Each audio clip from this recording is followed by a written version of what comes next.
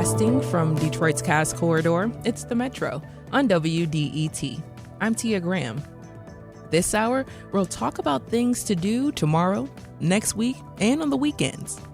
We start with the golden age of Hollywood, which is pretty easy to picture. From the stars like Humphrey Bogart and Audrey Hepburn to films like The Wizard of Oz in 1939 and Casablanca in 1942, this era remains relevant today. Film noir, westerns, musicals, gangster pictures, whole genres came to life in those decades. But the U.S. wasn't the only country discovering what film could do for a nation. From 1936 to 1960, Mexico had a golden age of its own. Mexican filmmakers borrowed Hollywood's playbook, then made it undeniably Mexican. Mexican film noir held up a mirror to a rapidly industrializing country and its growing wealth gap. Rumberas, the films there were cabaret melodramas built around dazzling dance numbers and became a genre in their own right. These films traveled the world, and so did the art made to sell them. Movie posters and lobby cards from the era were ornate, detailed, and crafted by hand. A new exhibition in Detroit argues they aren't just advertising. They were art. It suggests that they are preservers of history. Fantastico, wild and winsome posters from Mexico's golden age, 1936 to 1960, is a rare exhibition that celebrates the artistry, innovation, and cultural influence of vintage Mexican cinema posters and lobby cards. The exhibit opens tomorrow evening at Gallery Camille in the Cast Corridor, and joining us now is Dalia Reyes, a co-curator of Fantastico, a Detroit-based interdisciplinary artist, curator, and arts administrator based right here in Southwest Detroit. Dalia, welcome back to the Metro. Oh, it's so good to be back. Yay. So Dalia, you're the co-curator on Fantastico. Thomas, of course, is along with you. He has his own personal collection of film posters, and he began researching about 20 years ago when he discovered a book explaining the power of the golden age of Mexican cinema and the posters. When did you become interested in the era of film? Well, a little fun fact about this is that both Tom and I came upon this book, Cine Mexicano, that was published in 2001. I'm sorry, can you hear me okay? Yeah. I'm so fidgety. So we both came upon this book, and then we just kind of decided that this is a wonderful opportunity to highlight the art and give something for the community. Did you both stumble upon this around the same time in different places? I think it was definitely different times. Yes. That's so interesting. Like I came upon it in 2014. Wow. Yeah. So you find this book, he's already has the background knowledge of this book as well. Mm-hmm. When did you two connect? About 2 years ago. Wow. So Dalia, you also own your own posters and cards yourself. Yes, I own a few, but Tom's collection is like the majority of this exhibition. Yeah. And if you could just briefly talk about Thomas and his collection and what we will see. So you can expect a variety of categories, anywhere from like crime, drama, musicals, noir, and then some of those major Hollywood movies like The Wizard of Oz and Dracula, but they're all in Mexican films. Yeah. So they're really wonderful. I think it's a well curated exhibition. There's something for everyone, and there's just something like about being able to compare, what we see, I guess here in the U.S. and then what like Mexico was doing during that time. It is so interesting going through the research and seeing how, number one, it was government sponsored, it was government backed. So the Mexican government was very excited about the film industry growing, and to see it mirror what was happening in Hollywood was absolutely fantastic. Yes, the posters themselves are so intriguing. They were meant to bring the audiences in, right? And then I know we kind of joke about it. Like some of the movies that we see are like, well, there was kind of a very tame movie, but the poster itself is like, whoa, it's meant to get you in. So I think putting together this show, it's like we want to share that with people. It's such a wonderful feeling, you know? Yes. Now, Dalia, growing up in Southwest Detroit, were you ever familiar with these posters? Did you see them in homes or in spaces and places? I actually didn't. It was I think during my college years that I was like doing more research and trying to look back and to be inspired by just, you know, Mexican culture. And I came upon the book and I was hoping that it was more just inspirational. But this was long before I had been working in galleries. Yeah. So, and actually, yeah, no, I was still working in galleries, but I wasn't to the point where I was producing. So, you know, now having the experience to be able to do this is just seemed like an organic thing that happened. And did it feel like, for you at least, that you were finding a piece of your history or culture that wasn't talked about? Yeah, it just like gives you something to be proud about. Yeah. You know, it's like, oh, I don't think we don't talk about this enough. Yeah, I think it just that was kind of the core of, or the catalyst. Like, we have to share this with people because look at how wonderful they are. I mean, just putting together this show, we're just like in awe every 5 seconds putting it together. And I brought some to show you at the end. But yes, it's just that's the kind of the drive, is to bring something for the community to be proud of. And that was the overarching theme that I continue to come across researching, was that this was such a sense of pride for Mexico and Mexican culture at that time during the 1930s, 40s, and 50s into the 60s, that you had folks like Maria Felix, for example, who was the Audrey Hepburn of Mexico. So when you think about how influential these folks were in that time period was for the cinema and Mexican culture, I often just think about migrations, the movement of people. And you brought up Joseph Renaud. He was a refugee. He was exiled from Spain after the Spanish Civil War. He brought his own European style of modernism into Mexico and Mexican movie posters. What does his story tell us about how the movement of people shapes art? I just feel like that's where it comes from, passion, you know, and taking that and sharing it with the world. And I think that's what this is about. So I don't know. I think Joseph and a lot of the other artists like Ernesto Cabral just utilize their talent to reach the masses. And I think this is just a little sliver of what they've done. You know, they've done way more political work, that work is in museums, and I was actually trying to bring that work into the show. And we were just like, yeah, those are in museums. We don't have access to that. But so this is our way to just bring a little piece of their work here.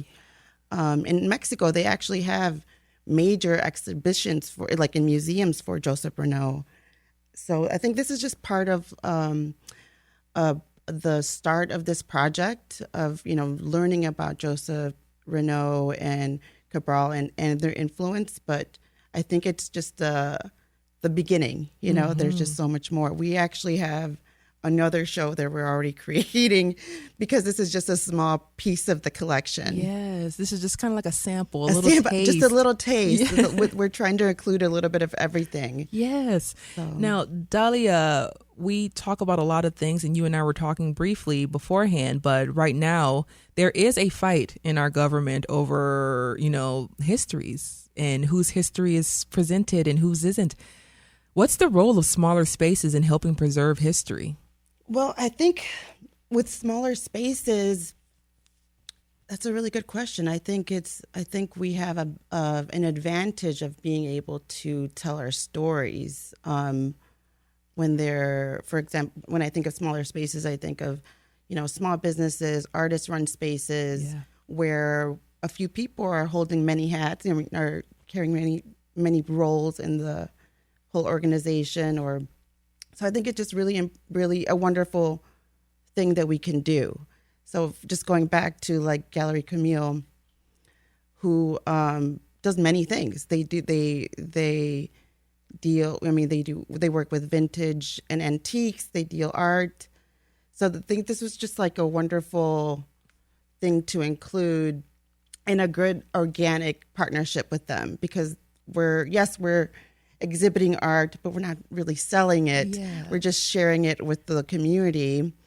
But it's also very in line with their mission to continue to, I think, provide cultural programming and support. Yeah.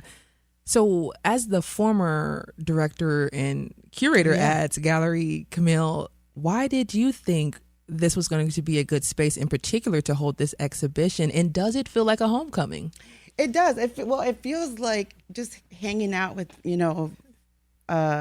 old friends. It feels wonderful. I mean, I think we presented the idea with them and in hopes that they would kind of see the vision, and just as I thought, it really aligned with the mission. So I think it just, it's a wonderful experience, and I think I'm just so grateful that they were open to it. And so and like you shout said, out to Gallery Camille and Adnan. A free event. This is The Metro. I'm Tia Graham. We're talking about Fantastico, a new exhibition of movie posters from Mexico's golden age of cinema that's opening at Gallery Camille in Detroit. My guest is co-curator Dalia Reyes. Now, Dalia, there's a desire to continue the exhibition in different forms. You were just talking about it a little bit, including more artifacts and lost histories, to tell people not only in Detroit but around the country. Why do you believe it's your job to take on such a massive task?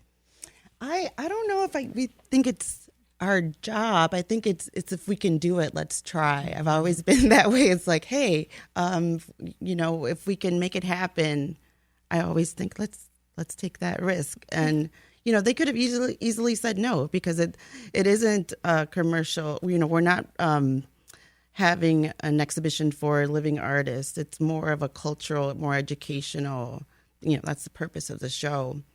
So I don't know. It's to answer your question. You don't really feel like you just feel like it's something that if you can do it, you will. Yes, it doesn't feel like it's heavy or no. I don't think we're feeling like we're carrying. It's just like if we saw an opportunity to share and to create, and I think that's the basis of it.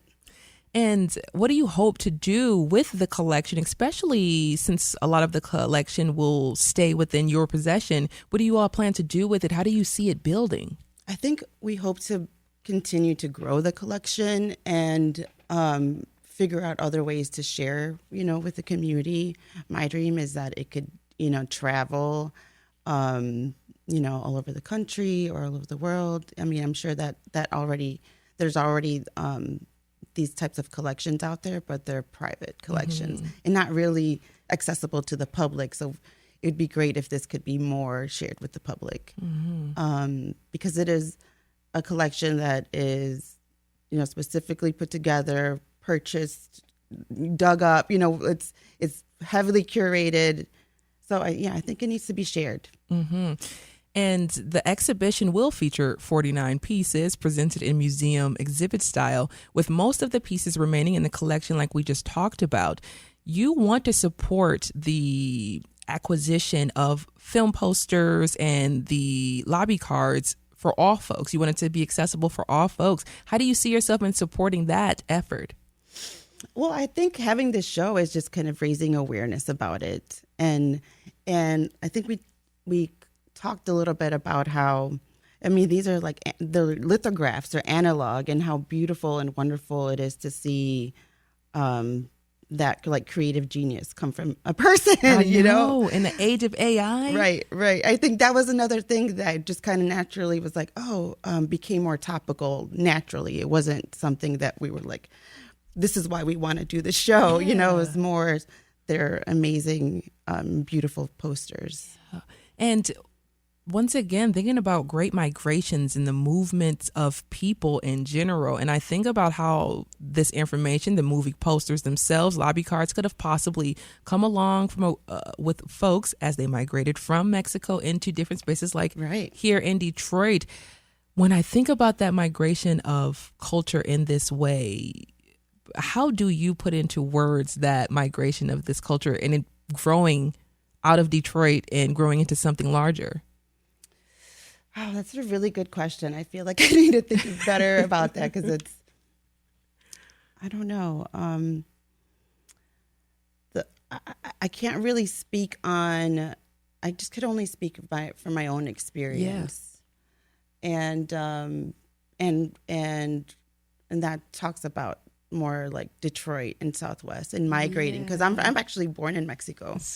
So and I'm going to go off on a tangent, but thinking about migration, I just came back from a family trip to where I was born, and I was telling my father about this because he's retired and he lives there, and I was telling my dad about this show, and he was like, we had a local guy here in the 70s, and he would hand paint all of the movies posters, and then the local theater would like use that, and I was thinking like, wow, this is kind of like a little piece of that culture of like, we're makers, like Mexico, we're makers, we're artists, and it kind of made me think of like, it just affirmed of why this needs to be shared.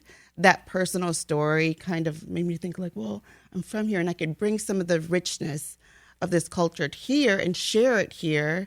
And that will in turn become a ripple effect. Other people will feel comfortable. Because I feel like culture is something that we're like starving for. Mm-hmm. So this is the way that I'm able to share my story without having to say like, because it's not really about me. It's about us, as a community. But so that's what I think about it. I don't really.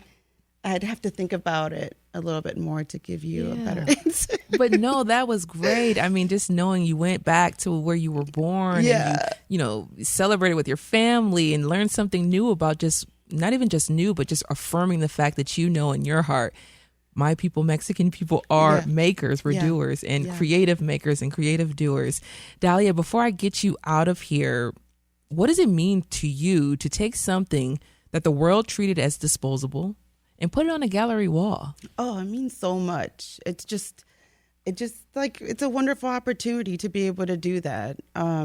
Like I said, that we actually called I think the University of Texas to see if I could get access to, and I couldn't. So this is a way for us, like, well, if I can't do it that way, let's do it ourselves. Yeah. So. One thing about a Detroiter, they're going to do it. Yeah, we'll find a way.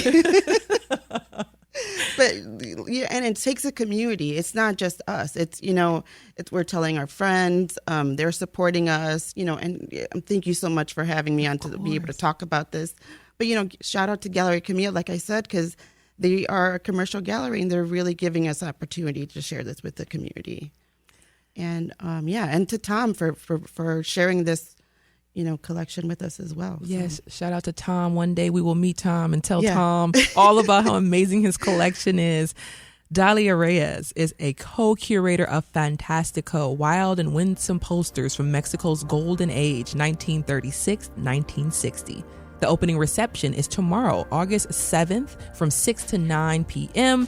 at Gallery Camille in Midtown, and Fantastico will remain on display through the 22nd. The 22nd of August. You all go out there and see it. The show is free and open to the public. Dalia, thank you so much for joining me on the Metro. Thank you so much, Tia. It's always a pleasure. Thank you so much.